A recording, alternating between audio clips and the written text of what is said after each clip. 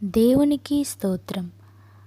ఈరోజు వేకోమన్న జనవరి 21వ తారీఖున చిన్నవియే ఎంచదగినవి.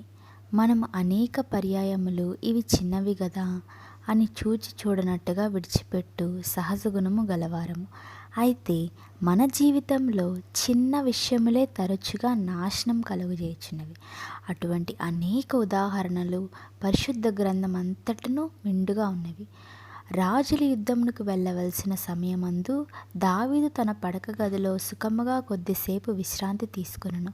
అది కొద్దిసేపు విశ్రాంతి హేయమైన వ్యభిచారమునకు దారితీసెను. అంతేగాక తన సొంత నమ్మకమైన సిపాయి యొక్క అతి క్రూరమైన హత్యతో అది ముగిసినది. కేవలం 30 వెండి నాణముల కొరకైన లోభత్వమే ఇస్కరియోతు యూదాను ప్రభువుని అప్పగించిన ద్రోహుగా చేసినది. డబ్బు ఆశను గూర్చి లేక ధనాపేక్షను గూర్చి జాగ్రత్తగా ఉండవలను. గెహజీ యొక్క కొంచెం పేరాశ అతని జీవితకాలం అంతా ఒక కుష్ఠరోగిగా అతన్ని మార్చివేశాను.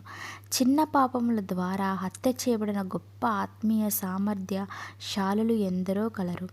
ఓ పెద్ద కొమ్మ కాదు, ఒక చిన్న కొమ్మే ఆకాశ సైన్యము అంటున్నంతగా పెరిగి నక్షత్రములలో కొన్నిటిని పడవేసి కాళ్ళ క్రింద అణగద్రొక్కుచుండెను. దానియేలు గ్రంథం 7వ అధ్యాయం 8వ వచనం, 8వ అధ్యాయం 9, 10వ వచనం. చిన్నవిగా హానికరమైనవిగా కనబడిన విషయములను ఆరంభములో మొగ్గ దశలో ఉన్నప్పుడే నిర్లక్ష్యముగా చూచుచున్నామా?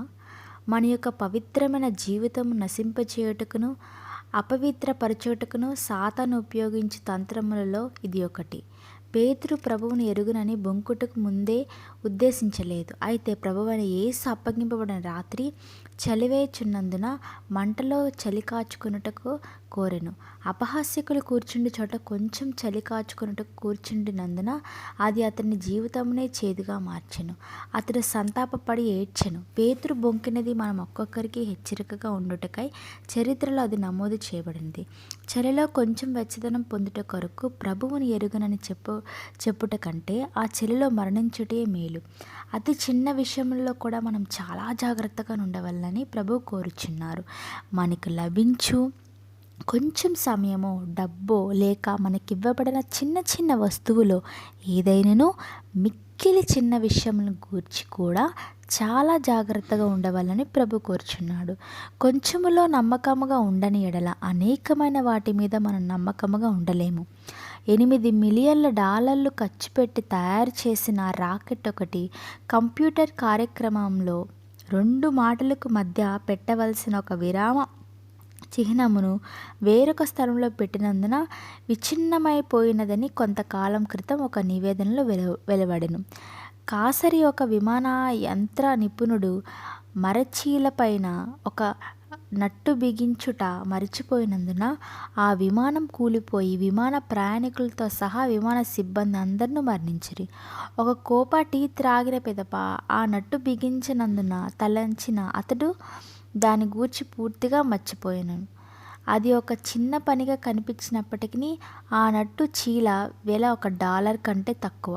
అయినను కొంచెం నిర్లక్ష్యమే అనేక ప్రాణములను ఎన్నో $మిలియన్ల ఖరీదైన విమానమును బలిగొనెను. మిగుల చిన్న నాణము ఒక దానిని కన్నుకు అతి సమీపంలో పెట్టినప్పుడు అది సూర్యునినే మరుగు చేయును. దేవునికి స్తోత్రం. Praise the lord.